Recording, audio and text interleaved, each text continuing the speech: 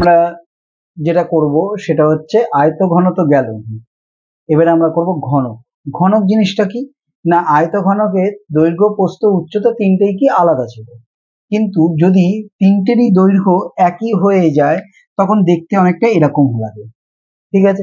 অর্থাৎ এ এর মান যা হবে বি এরও মান তাই হবে, সি এরও মান তাই হবে, ঠিক আছে। আচ্ছা, তাহলে তাকেই আমরা বলবো কি ঘনক। তাহলে দৈর্ঘ্য প্রস্থ উচ্চতা আমাদের যেখানে আয়তঘনের এ বি সি ধরেছিলাম, সেটা ঘনকের ক্ষেত্রে শুধুমাত্র আমরা ধরছি এ। কেউ যদি ইচ্ছা করে বি ধরবো, বি ধরতে পারে, কেউ যদি ইচ্ছা করে সি ধরবো, সি ধরতে পারে। তাহলে সমগ্র তলের ক্ষেত্রফলটা কি বেরোবে খেয়াল করে দেখো, এ এ স্কোয়ার, বিও এ সিও এ স্কোয়ার স্কোয়ার, তাহলে স্কোয়ার স্কোয়ার স্কোয়ার যোগ করলে কত হচ্ছে 3 স্কোয়ার, 3 স্কোয়ারের সঙ্গে 2 গুণ করলে কত হচ্ছে 6 স্কোয়ার।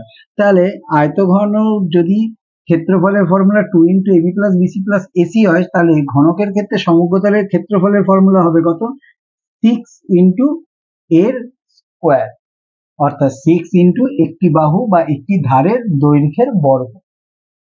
ঠিক একইভাবে চার দেয়ালের ক্ষেত্রফলের ফর্মুলা কত হবে 2 আছে, তাহলে এটা এ এ স্কোয়ার হয়ে গেল, এ এ স্কোয়ার হয়ে গেল, স্কোয়ার স্কোয়ার 2 স্কোয়ার হলো, 2 স্কোয়ারের সঙ্গে 2 গুণ করলাম, তাহলে আমার হচ্ছে কত 4 স্কোয়ার। চার দেয়ালের ক্ষেত্রফলের ফর্মুলা হচ্ছে 4 স্কোয়ার, ঠিক আছে। ঠিক একইভাবে ঘনকের ফর্মুলাতে আয়তনের ক্ষেত্রে কত বেরোবে, এ বি সি আছে, তাহলে এ বিওটা এ হচ্ছে, সিওটা এ হয়ে যাচ্ছে, এ এ এ, তাহলে আমার বেরোলো কত এ কিউ।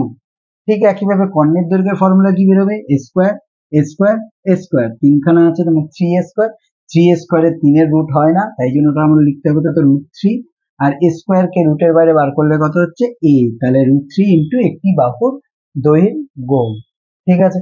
তাহলে এটা হচ্ছে আমাদের পরের নেক্সট কাজ, খাতায় তুলবো, তুলে সেটাকে 4 বার লিখবো, যদি দেখি না দেখে করতে পারছি তাহলে আমার আত্মস্থ হয়ে গেছে, ব্যাস।